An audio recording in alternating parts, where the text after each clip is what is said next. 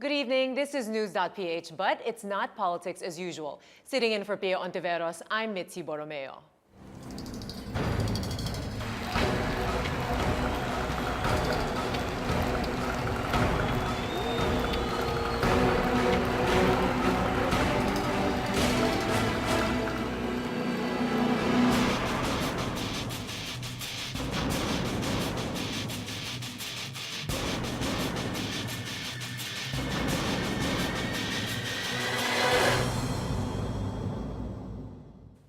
An MRT train that overshot the railway, a congested port, Carmageddon traffic in Metro Manila, and the recent truck ban, transportation woes such as these can make our lives a living nightmare. Tonight, we try to make sense of this transportation mess and find out what's being done to solve this huge web of problems. Our guest tonight in the first half of the show, we have Department of Transportation and Communication spokesperson Michael Arthur Sagcal, and on the phone in a while, Vice Mayor of the City of Manila, Isko Moreno. And in the second half, we'll have transportation expert and urban planner Rene Santiago and Secretary General of the Philippine Global Road Safety Partnership, Alberto Swansing, who is also a former LTFRB chairman. Now let's begin with Attorney Sagcal. Thank you for joining us, sir. My pleasure to be here. You just came through horrible traffic, huh? Yes, coming here from the far distance of Ortigas That's right. Avenue. And we will discuss this Carmageddon Yes, situation. But for now, the investigation of the MRT3 accident just came out. So tell us about the findings of this report.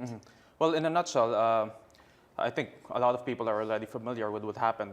There was a three-car train configuration that stalled, supposedly between the Magallanes and Taft Avenue stations, which had to be pushed by an assisting train. So the distressed train could not unload passengers and had to be pushed all the way to Taft Avenue. However, the investigations, I'll go straight to the findings. Yeah.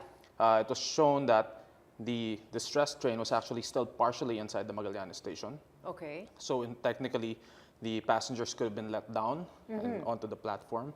The drivers did not follow the standard operating procedures. So you're saying they should have been let down there. That was the driver's decision. They could have been, yes. I think if the command center took the time to check if the train was indeed interstation, then they would have followed the correct procedure. But however, since it was still partly in the Magallanes station, then the command center could have instructed the drivers to let the passengers down. Okay. That's one problem.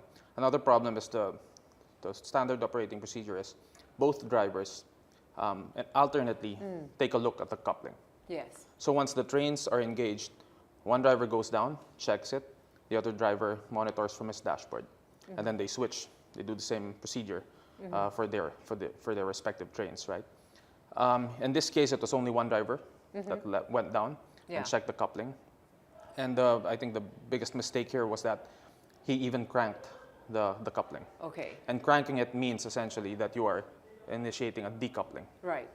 So what happened was after cranking it, it appears like in his mind, the driver believed that the trains were still engaged. Yeah. But because of the cranking, in fact, it had loosened up. And so when the assisting train pushed the distressed train uphill, it's an uphill drive going towards Taft. It was normal, although indicators also show that it was overspeeding a bit. And by the time it reached the hill, the front train just started going on its own, pulled by gravity. And because its power had been shut off, there was no means to stop it before reaching the train station of Taft Avenue. So this is why the investigation is out saying this is human error. Yes, that's purely right. human error. That's right. If you look at the standard operating procedures, which are designed precisely to address situations like these, they were clearly not followed to the T. Right. But yet officials have also been saying that the MRT3 system has been obsolete. In fact, maintenance was needed. So isn't there a bit of a disconnect here? Because wouldn't you say that since the maintenance was needed, there was also a technical problem involved? Well, so it cannot be purely human error.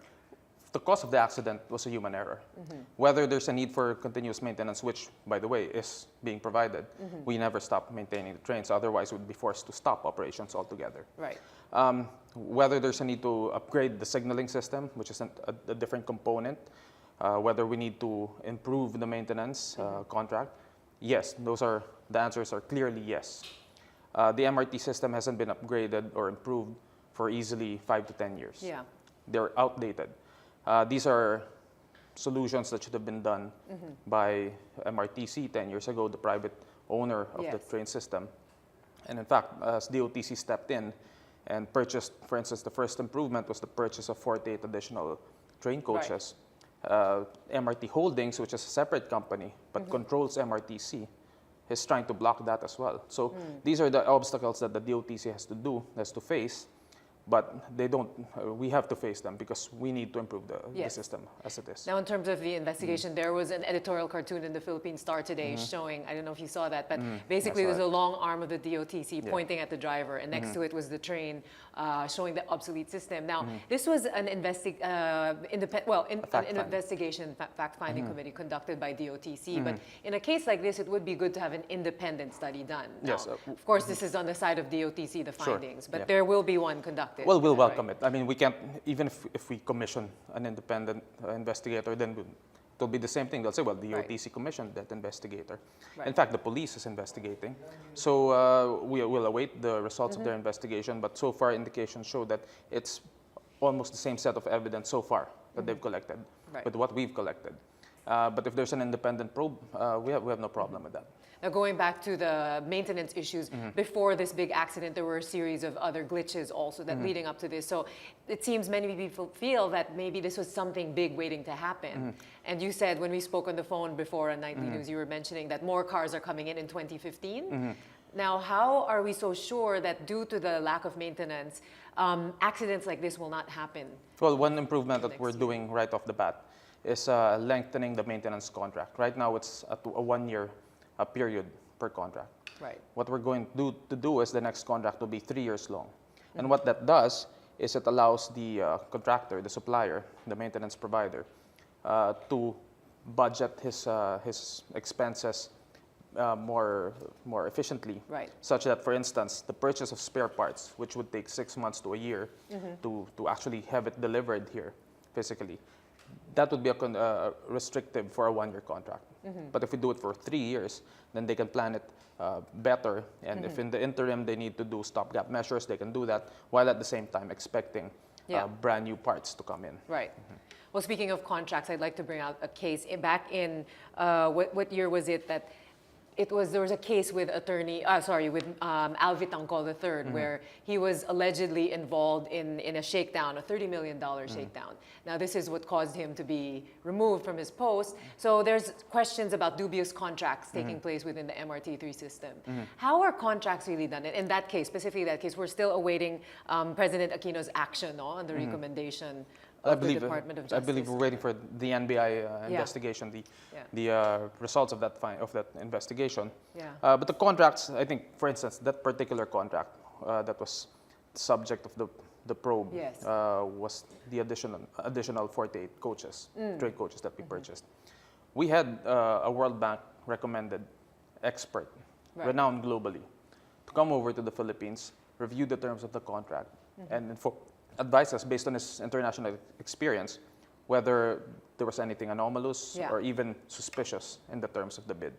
And he told us there's nothing suspicious with the bid. Okay. Everything went above board. Okay. So that's why we're also confident in pursuing the project right away. So I think the DOTC makes it a point to ensure that when we bid projects out, they're fair, they're open, they're transparent. And if there's a question that's brought into our attention or to the public, we're very open to having reviews and probes into them. Okay. Well, there was also the case of in 2010 when the maintenance contractor was about to, it was TESP. They were the contractor for maintenance. It was about to expire. And for renewal, so this is a subsidiary of Sumitomo, a Japanese company who has a very excellent record of maintenance. Now, it seems that when the new contract was bidded out, it didn't follow the usual protocol. Suddenly there were emergency, it went through a quick system and it suddenly was given to the new contractor. But this didn't, again, it didn't go through the usual protocol, the system. What happened in that case? Well, we went through a different mode of procurement, but still within the procurement law. Right. It's called, I think, a negotiated procurement mode, where So that's sort of an emergency mode, but because DOTC waited till the last minute, basically. well, no, it was MRTC that used to provide TESP and Sumitomo as the maintenance providers. And then DOTC took over? Yes, when it went over to government, then we had to get a maintenance provider. Yes. And so we went to a negotiated stage where, in fact, we could have just picked one contractor and negotiated with them directly. But our practice has been to invite at least three. So at least there's still competition among the interested parties. Right. So in terms of that, for the current maintenance, so that company actually did not even have a good track record in maintenance. It's more just labor, and then the DOTC was to buy the parts. Well, that's actually a misconception. That's what we've been hearing. Yes. The first maintenance provider procured by the DOTC is a joint venture. Like, they're mostly joint ventures. The company that's said to have no track record was the company that met the financial requirements of the bid. But the technical expertise was provided by its joint venture partner, which has a lot of experience with LRT1 and LRT2. Right. So it's actually, yes, it's not your fault, obviously, but it's wrong information that's coming out. It says that that maintenance provider did not have the expertise. Yes. The DOTC will not give a contract so sensitive to a company that does not have the capability to meet the requirements. Okay, well, that's good to know. Now, looking at the passengers, of course, what is the current situation, and what kind of compensation are we going to see here? As well, also the cases that are going to be filed against the drivers. What is going to happen in that regard? Okay, with the passengers, that's obviously a priority of the DOTs. You know, we take responsibility. We don't shirk away from being answerable to the passengers. First, they're covered by GSIS insurance. Okay. So at least on that level, the minimum medical expenses, I think hospital expenditures, these are covered by insurance. So what we're doing, but GSIS has been very proactive. But what we're doing is we're assisting GSIS, we're coordinating to make sure that all the needs are met as soon as possible. Obviously, for government, there are always some steps that might delay, but we're trying to push it as fast as we can. Apart from that, the DOTC is looking at its budget. Again, there are restrictions, but we're looking at where we can free up some funds and without getting audited or warned that we're doing something wrong, then we'll release those as additional compensation. Okay. Now, as to the the other topic was the drivers. Case versus the drivers. Okay. What we had was a fact-finding investigation. Again, a committee composed of the DOTC, the Office for Transportation Security, and the LRTA. Their findings are now submitted to the legal department of the DOTC. Sorry, I'll have to stop you there. Sure. We'll go more into that because it's Right. quite a long explanation. We'll take a short break. Please stay with us, News.PH. We'll be right back.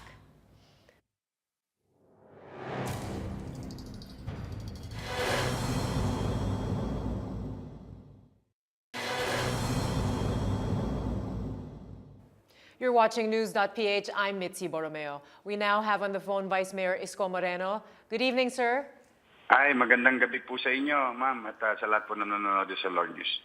Yes, sir. So, sir, sa ngayon, another big issue sa transportation, truck ban. So, the Manila truck ban is said to be causing a lot of problems. Ito daw ang dahilan na na-affect ang traffic within the metro. It's also affecting our economic situation. Ano pong development sa inyo? Because businessmen have been calling on you to compromise and hopefully lift this truck ban. Okay, first things first, no, yung sinabi mo na nakaka-apekto ng traffic. Yeah, nakaka-apekto ng traffic. Nakakaluwago ng traffic sa amin. Yun po ang epekto. So, yung positive effect, nararamdaman po ng Manilans, yung mga taga-lungsod ng Maynila. And we've been trying to explain na what we're after is outside of the port. Sila nagparada sa kalye, kailangan namin silang i-clear. Minsan, iniiwan nila yung mga truck na kung saan-saan. Second, yung sinasabi yung economic effect, those people are entitled to their opinion. Their opinion is as good as ours. But for the meantime, there are so many, literally, we see, so many studies been conducted that has truck ban of City of Manila is yun lang yung nag-light ng fire sa matagal ng problema sa port congestion. Yes. In fact, if I may, yesterday, if I'm not mistaken, Ateneo School of Economics made a study. Well, from the JICA, we started with the JICA study, PCCI study, the USAID study. Now we have very recent Ateneo School of Economics. Yung sinasabi nila na before pa nang magkaroon ng truck ban, meron na talagang problema sa port congestion. Yes. So, and this thing, maliwanag na yan last week pa. Even the economic yes. team ng Malacanang, Right. no? agreed with the truck ban and focus on the port congestion. So the problem is port congestion. Ano ibig sabihin? Lumabas din doon sa mga pag-aaral at sa mga usap-usapan na na-reach na yung cap. Right. Nung port. How can you handle 22,000 empty containers sitting there, eating space, and about 7,000 confiscated by BOC inside the port? So this thing has been discussed. And that's right. Well, Vice Mayor, if I may stop you there, we've seen clearly, and they have admitted it is a problem, and definitely something has to be done about it. Pero matagal yun, no, bago ma-solve completely. Now, while we're waiting, as they clear the port, hopefully remove the containers without anything inside, in the interim, are you thinking of another option? Is the City of Manila thinking of a way to possibly do a compromise with regards to the truck ban? In fact, may bago na naman development ng Maynila. Di ba, binigay na naman, nagduktong na kami ng panibagong express straight lane. Yung 24-hour window. Pinagduktong namin yung parallel road ng Osmeña Highway and Rojas Boulevard. Na-connect na yun through Quirino. So virtually, no, Michi, wala nang truck ban sa Manila. As long as you pass through the lane dedicated for the trucks. And modesty aside, no, pictures had been published sa dyaryo, front page pa, that bakit sa Maynila? Itong mga truck na to, one lane talaga sila, sumusunod sila. So, the point is, ano pang hinihingi nila sa Maynila talaga? Hanggang saan kami sasakalin? Hanggang saan yung hostage ang Maynila? Who's not doing their job? We don't want to blame anymore because this thing had been tackled already last week pa. Maliwanag na kay Secretary Almendras, maliwanag na kay Secretary Abaya, kung sino yung hindi nagtrabaho. Now, what we're doing right now is addressing yung request ng national government, which is noong yesterday, Tuesday. Tuesday is the first day of additional express trade lane. And the old truck route still nagagamit pa rin nila on a truck hour window o window hour. So, ang dami na nilang kalye. So, ito ngayon. Even in fact, bigay ko na lahat ng kalye.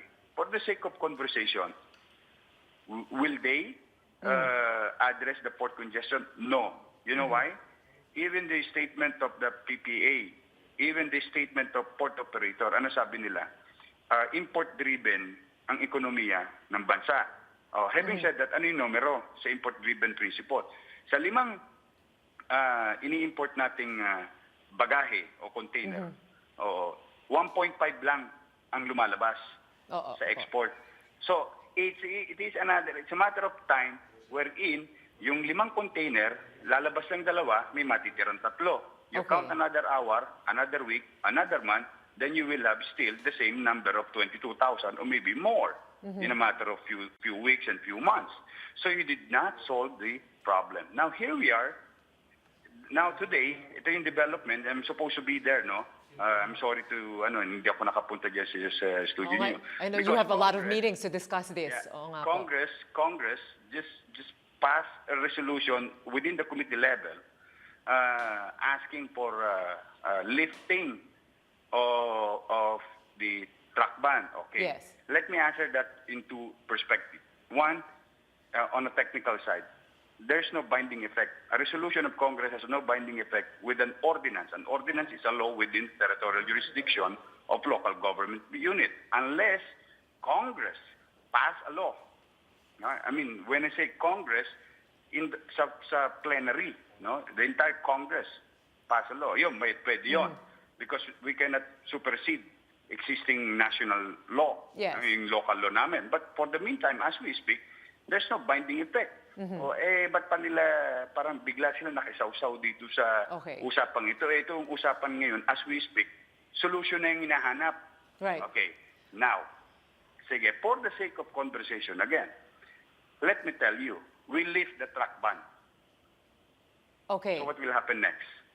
Did we solve? That's what we call palliative solution. Yun yung nakalagay doon sa study ng USA at saka PCCI ni Dr. Basilio, if I'm not mistaken with the name, no? Ayun nakalagay doon. May palliative solution. Madali lang yan. Yung problema na yan, gusto ninyo? O lift natin yung truck ban. But don't ask me or anybody in Manila, bakit hindi pa rin na-solve yung port congestion? Sige, Vice Mayor. So, Because, sorry, we have to leave it at that because we're running out of time. Hopefully, we sorry, can have you again to explain further. But we are willing, don't get us So you're wrong. willing. It's good to hear you are We're willing to, Okay. as long as magbe-benepisyo taga-syudad ng Maynila at kami nakikialisabay sa Okay. national government. Okay, since you're in a very important meeting, perhaps we'll hear a very important announcement this week then. We'll wait Thank you po, for ma'am. more news again. Thank you very much, Vice Mayor Isko Moreno. All right, we also have with us DOTC spokesperson Mig Sagkal, Attorney Sagkal. What is your reaction? Of course, truck ban, very big issue. What do you have to say? Yeah, I think the important thing that the Vice Mayor said is this is not a time for pointing fingers. No, each body has its own opinion and it's not more valid than the other. What's important now is that we're working together to find a solution. That's actually one thing that this port congestion issue has highlighted. It's that the logistics system of the country is very complicated. It's not solvable by the ports alone. It's not solvable by truckers alone or by the cities alone. True. It's an interagency effort where you can figure out now how to maximize the logistics system. For us in the DOTC, Vice Mayor Moreno mentioned palliative solutions. Yeah. That's true because for us, the long-term solution is to move port activity to Batangas and Subic. Ports that are underutilized but that have sufficient facilities. Yes. Not to totally negate Manila. Because it's quite difficult. It's a bit too far. Of course, the center of business is still in That's right. Metro Manila. There's a very high percentage of the imported goods going around Manila. Yes. But at least those that go to the southern part of the Philippines, of Luzon, then you can move it to Batangas, right? Yeah. So, I mean, that's the important thing. We're actually thankful to the city of Manila. Recently, they agreed to open a second route to exclusively to trucks. So these are the solutions that we're moving forward will help ease congestion now as we move along to the long-term solutions of moving port activities outside of Manila. Well, you mentioned also some blame game, pointing figures. Now, there's also been some disagreements between various transportation agencies like the LTFRB, MMDA. What is being done? Because some people are blaming the other agency, for example. Yes. Now, Malacanang has actually issued a statement trying to bring these guys together. What's happening in that regard? To me, the problem was more in coordination. I think, again, each agency has its own concern. MMDA had traffic as its own concern. LTFRB has, giving franchises as its concern. Right. The development since since the issue blew up is for one, the trucks provision, those who don't have franchises, to be issued provisional authorities. Pending their franchises. So they were given a certain deadline to submit their applications. And now the LTFRB has a deadline by October to issue the franchises corresponding to those provisional authorities. Yes. In the meantime, they will be allowed to apply. That's important because that allows the port congestion to not worsen. Right. So now you have the trucks continuing their regular services, moving the goods from the port and distributing them around Metro Manila and outside of Metro Manila. Another solution is for the buses. There was a policy that buses would be allowed to modify their routes from their original franchises. Over the years, because it's been many years, the routes are no longer the same as they were originally designed. Because for one reason or another, passengers are taking different routes now. Yes. So it's sort of a curative measure. Over the years, the LTFRB is saying essentially that we will correct your routes based on where the passengers need you the most now. So the agreement was that within Metro Manila, they will not be allowed to do that. The buses will have to strictly follow their franchises. Right. But there's a study anyway that's going on that will figure out how to maximize those roads. Outside of Metro Manila, we continue. All right, now on a final note, of course, Carmageddon, every day we spend at least, if you're going from Quezon City to Makati, for example, 2 hours each way. You were stuck in traffic yourself. Yes. What will we see in the immediate or the short term? What will the government do to really address this issue? We have the PPP projects, public-private partnerships. But for example, the subway, the metro loop, is that really realistic? Are we going to see something like this happening? Yes, definitely the projects are realistic. What's not realistic is to expect them overnight. The projects that we're doing, we have, for instance, a skyway that will connect all the way to NLEX from the southern part of Luzon now. You have an NLEX-SLEX connector road that will pass through the port area. Right. You have a subway possible. You have upgrades for your rail systems, which are the real solution to traffic because now commuters will go off the road and take a faster form of commute. We're introducing the bus rapid transit to the country. This will take about 3 to 5 years to take effect. And then for completion, that's easily 5 to 10 years. Right. But at least we can say that the next generation or the students today, when they start working, In will our not have the lifetime, at problems. least. That's right. That's good to know. Yes. All right. Well, not enough time. Hopefully, we have you back again. Surely Sure. we will. We're always I'll be talking happy to you. be here.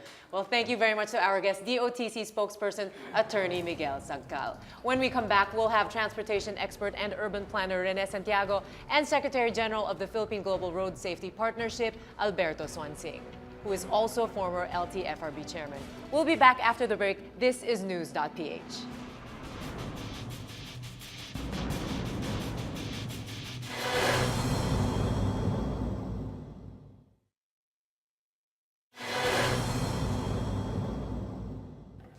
Welcome back to News.PH. I'm Mitzi Borromeo. In this second half of our show, I'm joined by transportation expert and urban planner Rene Santiago, former chairman of the Metro Rail Transit Organization Line 1. And we also have Alberto Swansing, Secretary General of the Philippine Global Road Safety Partnership and former LTFRB chairman. Good evening, gentlemen. Thank you for being here. Good evening. Good evening, Mitch. All right, so to start off, your reactions on the investigation. According to the DOTC, this MRT3 accident was caused by human error. Mr. Santiago. That was almost an inevitable conclusion from their part, even before they started the DOT's investigation. On the night of the accident or the incident, I almost predicted that that will be their conclusion.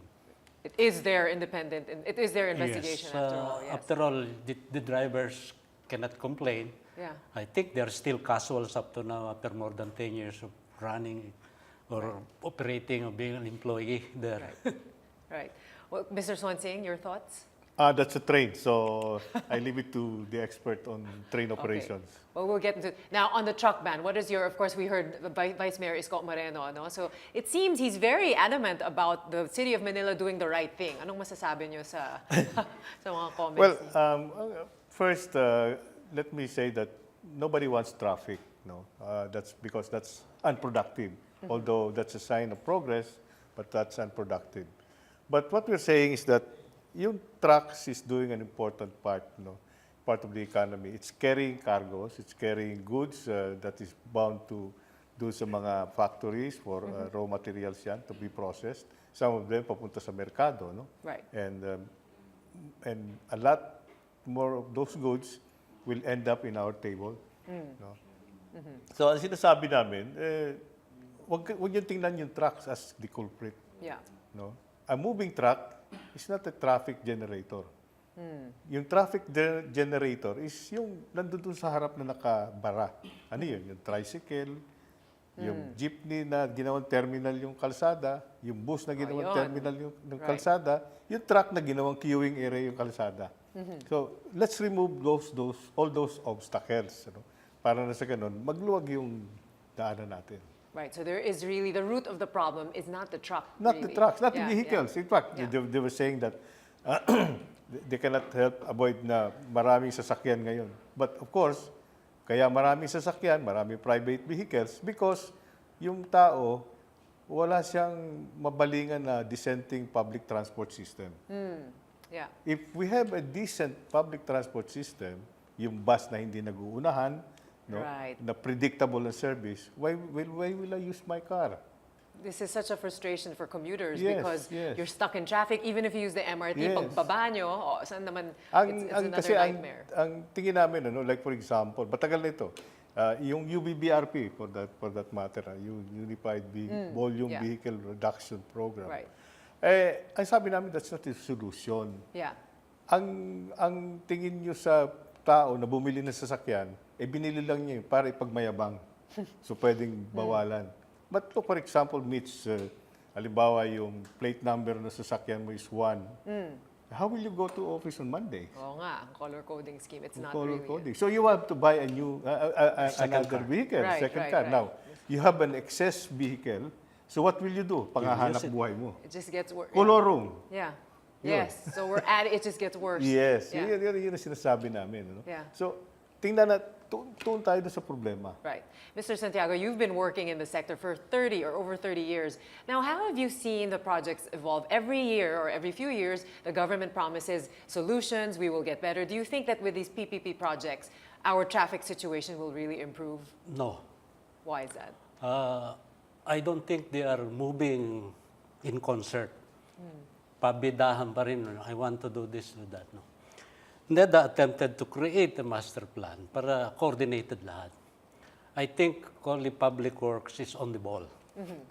DOTC, unfortunately, is, I think, playing a different game or singing in a different tune. Right. For example, earlier, Mig Sagkal made it appear that DOTC was the rescue here on the problem of MRTC. Actually, it's not. MRTC was doing a maintenance before on their own until DOTC grabbed that opportunity from them. Right. You know, the agreement for that is that's the asset of MRTC. Sila ang magme-maintain, babayaran ng gobyerno. It's in the financial circle called wet lease. What DOTC did, unilaterally, ginawang dry lease. Sa amin ang maintenance.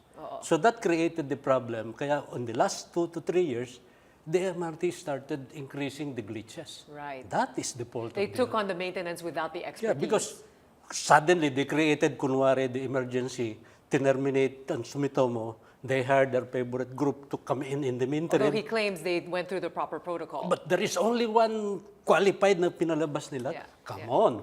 Yeah. We're not born yesterday to say na Right. in the Bit first place, questionable.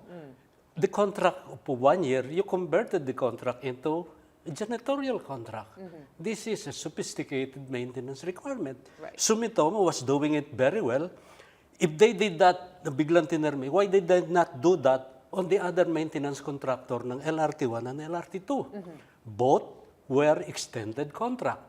In 2011, I was part of the task force of the DOTC that reviewed the 3 contracts. Yeah. The 2 were not performing well. The one that was performing well was Sumitomo. They have a history, a track record, supply chain. Tinanggal ng DOTC yung supply chain. And that told me already, MRT3 is headed for trouble. And sure enough, Right. it happened.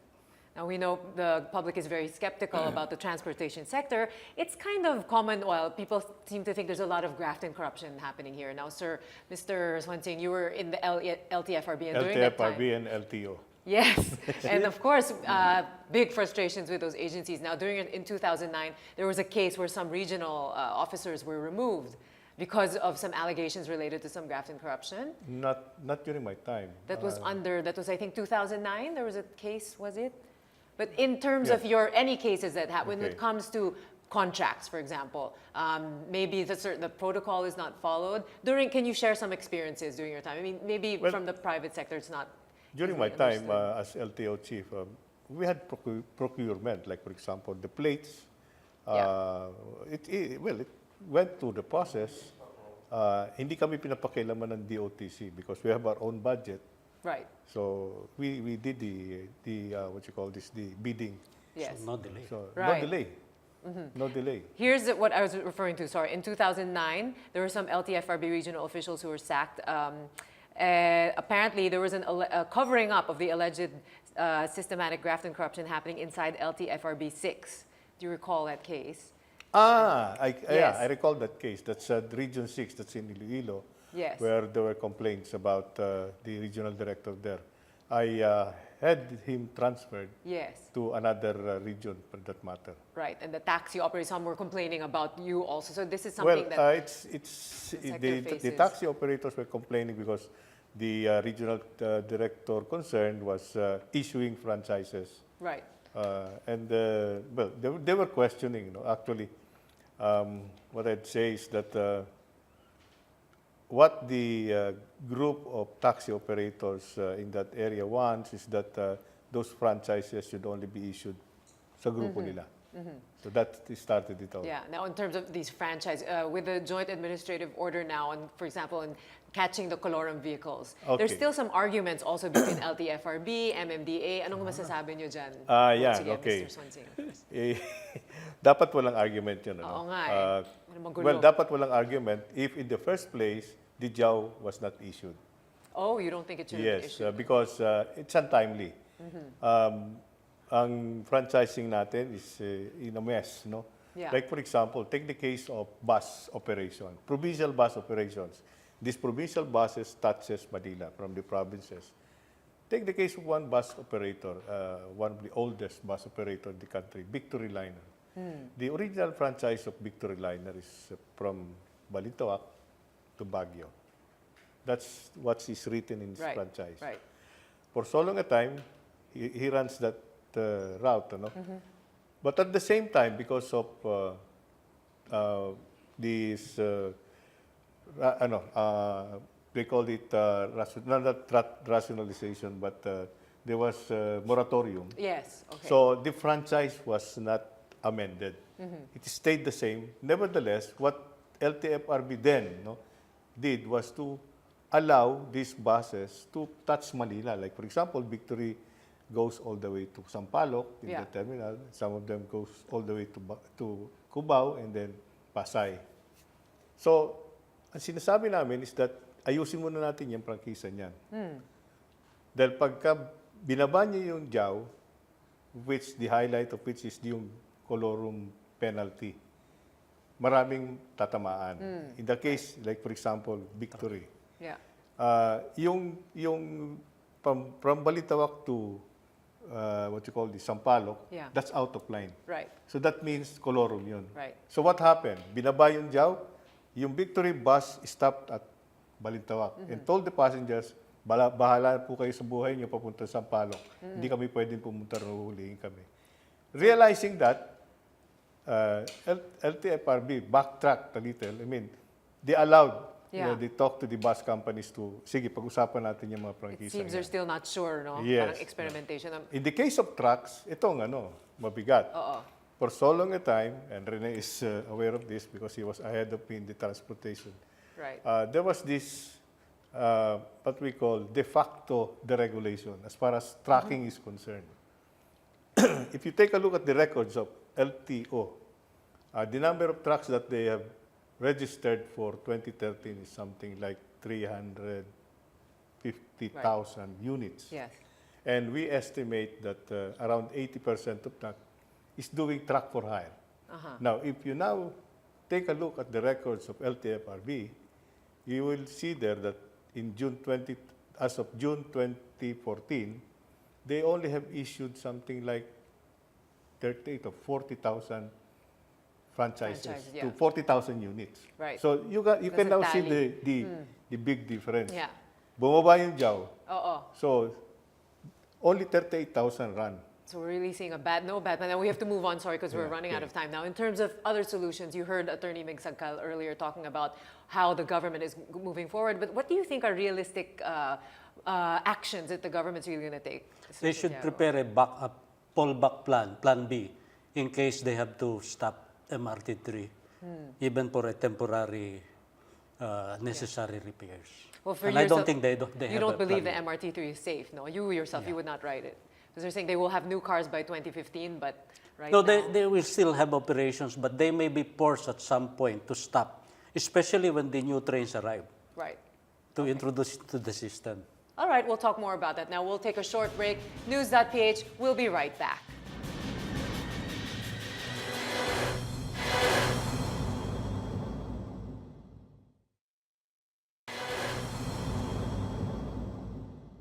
Welcome back. You're watching News.PH. I'm Mitzi Borromeo, and we have Rene Santiago, a transportation and urban planner, and engineer Alberto Swansing, former LTFRB chairman. So we were talking about traffic management. Basically, it's a big problem handling the trucks, the buses. What is the big issue? How did we get here, Mr. Santiago? We dismantled a lot of the traffic signals from 2002 to 2010. That nearly the computerized traffic signals shrunk. When you have less intersections under a central computer system, then you have reduced the efficiency of traffic movement. That happened. Especially the introduction of U-turn to replace the traffic signals created havoc on Katipunan where I live. No? Used to be, it took me 10 minutes to bring my daughter inside Miriam at the time. When they introduced it, I was on the street for 30 minutes. My gosh. So almost all the things were happening on that basis. Yeah. Now I think they're moving back the signals, but it will take time because these were destroyed in the past. Yeah. Mr. Swansing, you having moved from the public to the private sector, you've seen how difficult it is to manage. What are your thoughts? I mean, what were the biggest challenges then, and what do you think you can do now? Do you think you can do more now, being in the private sector? Well, the focus is on the discipline of drivers. No? That is another issue. That's a big factor in the traffic mess. Right. Rene mentioned that some of the intersections now are being signalized again. But you will notice, like for example, in the intersection of Quezon Ave and West Avenue and Timog, you can see vehicles turning left to West Avenue, occupying 3 lanes. Yeah, that's frustrating. Yeah. So And then the U-turns, of course, the U-turns. yeah, the U-turns. Then- The U-turns, pwede sana yun. But you have to do some engineering. And sometimes they close them, so ang gulo. You don't know when they'll be open or closed. The worst thing that they were doing was, like for example, the barriers. They keep them apart, no, a distance. Yes. So pagka nabangga, papaling ng ganun. So obstruction na yun. Oo, Ang sinasabi namin, ba't hindi mo i-welding yan para isa lang? Para i-slide lang yung sasakyan. Sa Bakit nga kasakali. hindi nila ginagawa yun? And very unkind sa trucks yung Oh, yeah. U-turn. They That's cannot, right. They cannot do U-turn. Because of the turning radius, Yeah. malaki. You see hindi that on makakaikot. Katipunan a lot. They have So, to go further down. Yeah. The truck will have to move farther down. Yeah. That create additional traffic. Yeah. Well, you brought up driver's discipline. Of course, as much as we blame agencies, there's also a big problem among ourselves. Many people get their licenses without getting properly tested. How do you think we can solve this culture? This very First thing, we have to start with the drivers of public utilities. That's under the control of LTFRB. So they can impose a new education for drivers. I have recommended that 2 years ago. yeah. The first massive education is started with the public utility drivers. Government has not done anything. Yeah. And Mr. Swansing, between, there's always a debate, no, between the public and private vehicles. Who's causing more of a mess on the road? Which is it? Both. Both. We cannot say. Both. Because people say it's the buses. They take It's over both. all the lanes. Because the undisciplined drivers is not a monopoly of public transport. Ano? That's true. You can also see private vehicles, drivers doing nasty things. Yeah. What about with the obsolete vehicles? It's such a frustration that we see, really smoke belching vehicles, old public and private vehicles on the road. How can we solve this? How can they really be taken off the road? We have an inspection system in place to remove the So-called, smoke belching, yeah. so-called. But the problem is made worse by your number coding, your BRRP. I have to hold on to my old vehicles because you banned me from some other days. You have actually created what the economists called cobra effect. By banning the vehicles at certain time of the day, you have encouraged people to buy second-hand cars Right. and hold on to them for longer times. Yeah. Well, let's talk about the PPP projects again now.